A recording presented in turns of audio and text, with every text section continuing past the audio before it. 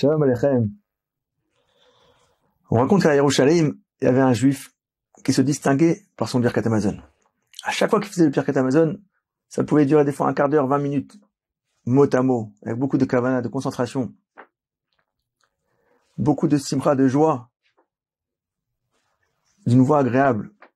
Et les gens qui étaient autour, sa famille, étaient émerveillés par ce beau Birkat Hamazon. Un jour, pendant la fête de Sukkot, il était dans sa soukha. Et le premier jour de fête, pareil après le repas, un beau Birkat Hamazon, comme à son habitude, 20 minutes de Birkat Hamazon.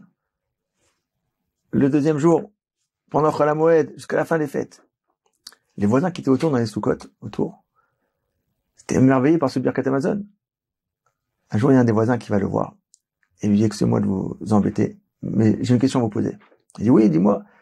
Il dit: je vous entends faire ce Birkat Hamazon avec tellement de ferveur. Quel est le secret qui se cache derrière ce beau Birkat Hamazon? Alors, il lui a raconté qu'il dit: je suis né en Pologne avant la guerre. Et un peu avant la Bar Mitzvah, j'ai étudié au Talmud Torah. Et le Rav nous a annoncé qu'on allait avoir la visite du Rav Meir Shapira de Lublin. Celui qui a fondé toutes les du Daf Yomi. Une page de Gemara par jour. On était très ému de pouvoir recevoir le Rav. Quelques jours après, le Rav arrive. Et, entre autres, il nous interroge sur tout ce qu'on a étudié pendant l'année. À la fin de cette interrogation, le Rav était tellement ému qu'on avait bien répondu. Il nous a dit: regardez, mes enfants, je vais pas vous donner des bonbons aujourd'hui, mais je vais vous donner un cadeau encore plus grand, qui va vous servir pendant toute la vie. Il a ouvert un livre, et il a dit comme ça, que tout celui qui fait le Birkat Hamazon, avec joie, avec concentration, mot à mot, alors il trouvera sa subsistance, sa parnassa, largement et honorablement toute sa vie. Et il a répété cette phrase plusieurs fois. Il dit: voilà, c'est un cadeau que je vous donne. Et c'est une promesse. Il dit: faites le Birkat Hamazon comme ça, et vous verrez que cette promesse se réalisera. Et donc ce juif raconte: donc moi, quand j'ai entendu ça du Rav, ça m'a beaucoup parlé. Et moi et quelques amis, on a pris sur nous de faire le Birkat Hamazon avec beaucoup de kavana. Et c'est vrai, ça prenait du temps. Des fois, même quand les autres élèves allaient partir en récréation, nous on continuait à faire le Birkat Hamazon, ça prenait du temps. Et comme ça pendant des années. Et ce juif continue à raconter. Quelque temps après, les Allemands ont envahi la Pologne. Ils sont arrivés dans notre ville. Et là-bas, ils ont fait une sélection. Une file de droite, une file de la gauche. Vous savez que ceux qui allaient à gauche, ils étaient prêts à partir, malheureusement, pour les camps d'extermination. Et ceux qui étaient à droite, ils allaient travailler pour l'Allemagne. À ce moment-là, je me suis mis à prier, et dire à Kadosh Baruch Hu, par le srout du Birkat Hamazon, que j'ai pris sur moi, fais-moi passer dans la file de droite. Et, Baruch Hashem, Kadosh Baruch Hu a fait que le nazi me prenne du côté droit. Maintenant, il y avait une deuxième sélection. La deuxième sélection, c'était: qu'est-ce que chaque juif peut apporter à l'Allemagne? Et moi, j'étais juste après la Bar Mitzvah, je savais pas quoi faire. À ce moment-là, il y avait un juif qui était derrière moi et qui me dit: Robert, dis-leur que tu es cuisinier et que je suis ton assistant. L'Allemand me demande, je dis je pareil, donc je réponds que voilà, je suis cuisinier. Il m'a pris et il m'a mis en cuisine. Et pendant 2 ans, j'étais en cuisine et Baruch Hashem, je pouvais bien manger. Des fruits, des légumes. Et j'étais même pas obligé de manger de la viande pas cachère. J'avais tout. Je pouvais. Seulement, je mangeais pas souvent du pain. Parce que comme le Birkat Hamazon me prenait du temps, j'évitais de manger du pain. Mais Baruch Hashem, j'étais en bonne santé. Alors que malheureusement, il y avait des millions de mes frères juifs qui étaient en train de mourir. Quelque temps après, il y a un officier allemand qui rentre dans la cuisine et qui me voit comme ça. Et commence à s'énerver sur moi. Il n'a pas pu supporter de voir un juif bien portant. Et il a pris comme ça. Il m'a sorti dehors la cuisine en me donnant un marteau. Et il me dit: ouais, tu vois la neige qu'il y a ici? Avec ce marteau, je te laisse 3 heures. tu me fais une tranchée de 2 mètres sur 2 mètres, profond de 2 mètres. Et attention à toi si c'est pas fait. Je me retrouve avec un petit marteau, je sais pas quoi faire. Et je prie à Kadosh Baruch Hu, je dis Hachem, aide-moi. À ce moment-là, il y a un quart de soldats allemands qui passent, qui revenaient du combat, et qui m'ont vu. Ils commencent à m'insulter. Ils sont voulu descendre du car pour pouvoir pour me taper. À ce moment-là, le chauffeur a dit, on n'a pas le temps, faut qu'on aille à la base rapidement. Donc ils sont pas vus, mais qu'est-ce qu'ils avaient? Ils avaient sur des pommes de terre, des carottes, des légumes, ils ont commencé à me jeter des légumes sur moi, plein. Ils sont partis. Et là, je me suis retrouvé autour de moi avec beaucoup de légumes.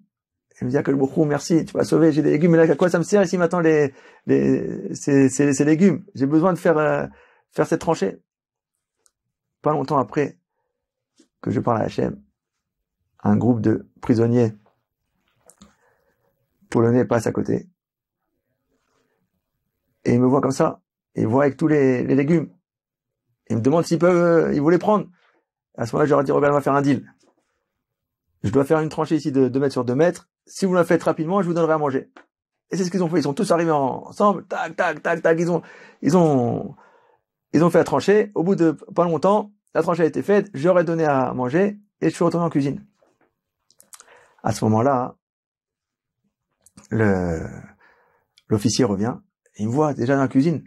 Je dis, qu'est-ce que tu fais là? T'as pas fini? Il dit, ça y est, j'ai fini de faire la tranchée. Quoi? Il m'a pas cru. Il a voulu me sortir pour me donner des coups. Et à ce moment-là, il voit que la tranchée est faite. Il a dit, j'ai toujours su que le Dieu des Juifs, il vous protège. Et il est parti. Et le Juif raconte à son voisin, donc tu vois, avec tous les miracles que j'ai vécu grâce au Birkat Hamazon, comment tu veux que je m'empêche de faire un Birkat Hamazon avec beaucoup de kavana, mot à mot, comme ça, pour remercier Akadosh Baruch Hu. On voit dans la parashat Hashavat, dans la parashat Ekev, le pasuk qui nous dit, V'achalta v'samarta u'berachta. Et tu mangeras, tu te rassasiras, et tu béniras. Sur ça, le Zohar Kadosh, il dit, Shekol hamevarer Birkat Hamazon besimcha u'bain tova. Kach yashpiu ala mezonot besimcha u'bain tova. Tout celui qui récite le Birkat Hamazon dans la joie, il aura sa subsistance en abondance dans la joie. Le Sefer HaChinuch, il nous dit, Mekubal ani merabotai. Shekol hazahir bebirkat Hamazon mezonotav metsuim lo bechavod bechol yamav. Dis-le de Sefer HaChinuch, que j'ai reçu de mes maîtres, que tout celui qui fait attention au Birkat Hamazon, de le faire comme il se doit, alors, il aura sa subsistance largement, honorablement, toute sa vie. Le Chafetz Chaim, il explique, à la fin du Birkat Hamazon, on a Arachaman, tous les Arachaman qu'on dit à la fin du Birkat Hamazon. Il dit, à quoi ils servent les Arachaman? Il répond le Chafetz Chaim, et il dit comme ça. Il dit que le Birkat Hamazon, c'est une mitzvah qu'on va faire, une mitzvah de Deoraita, une mitzvah positive de la Torah. À chaque fois qu'un juif il fait une mitzvah positive de la Torah, à ce moment-là, c'est un moment de Ratson, c'est un moment propice à la tefila, aux demandes personnelles. Il dit, on a fini le Birkat Hamazon, tout de suite on fait des demandes personnelles à Akadosh Baruch Hu, et on peut être écouté. Et c'est pour ça qu'aussi, on peut rajouter aussi des demandes personnelles. Au passage, le Shomer El Mounim dit dans son livre que c'est pareil. Une personne qui marche dans la rue, encore plus dans cette période de vacances, quand il fait chaud, et qui se voit confronté avec une vision interdite, quelque chose qu'il doit pas voir. Et à ce moment-là, il fait attention, il ferme ses yeux, il tourne la tête. Il dit à ce moment-là, c'est un moment de être Hatson, c'est un moment propice à la tefila. Un moment où on peut faire des demandes personnelles. Et Rambam, dans le livre, il dit, et quelqu'un qui a pris à ce moment-là où il a tourné sa tête, il dit là-bas que c'est sûr que ses prières, elles seront exaucées. Maintenant, quel rapport maintenant entre le Birkat Hamazon et toutes ces brachot qu'on reçoit avec? Birkat Hamazon, comme on dit en français, les actions de grâce après le repas. Qu'est-ce qu'il y a? On a mangé. Après, on remercie Akadosh Baruch Hu, on remercie d'avoir mangé.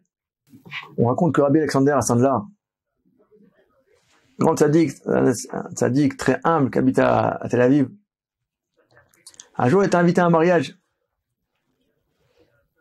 Et le khatan, quand il voit arriver le tzaddik, il dit, Kvodara, asseyez-vous dans la table d'honneur. Rav tellement qu'il était humble, il n'a pas voulu, il est parti s'asseoir au fond de la salle, avec les invités. Là-bas, il y avait un invité qui est très, comme ça, ému d'être à côté du Rav. Il dit, quoi, Rav? Si vous êtes là, vous pouvez nous dire un petit Dvar Torah, un petit chizouk, un petit, nous renforcer. Le Rav, il n'a pas répondu. Bon.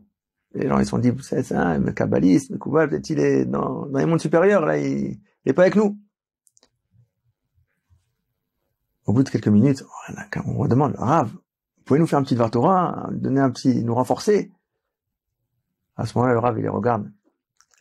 Et il leur dit, sachez que dans la ville où je suis né, il y avait une personne qui était prête à payer des millions juste pour me voir. Et elle se tait. Et le Rav, tout le monde était choqué. Quoi? Comme ça, on a pensé que le Rav, il était humble. Comme ça, il parle. Bon, on dit peut-être qu'on s'est trompé. Au bout de quelques minutes, le Rav, il se lève. Il dit, comprenez bien. Dans la ville où je suis né, il y avait un aveugle qui était prêt à payer des millions juste pour me voir. Et toi, Baruch Hashem, t'as les yeux pour voir. T'as ton corps qui est en bonne santé. Tu peux manger, tu peux boire, tu peux marcher, tu peux courir. C'est le chizouk le plus grand qui est. De pouvoir remercier Akadosh Baruch Hu, pour qu'on puisse être en bonne santé chaque jour.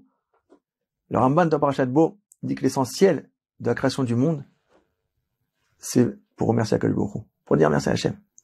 Et plus on remercie, et plus on reçoit. Et c'est ça les secrets du Birkat Hamazon. On a mangé, on remercie Akadosh Baruch Hu, on reçoit toutes les brachot. Alors ben Hachem, qu'on arrive à faire le Birkat Hamazon comme il se doit mot à mot, lentement, et qu'on puisse recevoir les plus belles brachot d'Hachem. Shabbat Shalom.